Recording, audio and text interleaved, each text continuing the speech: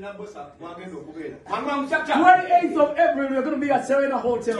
Pastor Justin Nakosa Mujamwena, Emitwaro Kumi, Emitwara, $1 million, you understand? That's next week on Friday. Next week on Friday, you understand? You want to be particular, so just come through. Jamu tu wagire musumba, jamu tu muwagire, jamu tu sinze, jamu tu weyagale, jamu. Bade njagala leero kuno. Bade batuogerera nnyo nga bagamba tetujjula. Kuno tujjula twebeke banayogera. Tulumye sikali bale banayogera.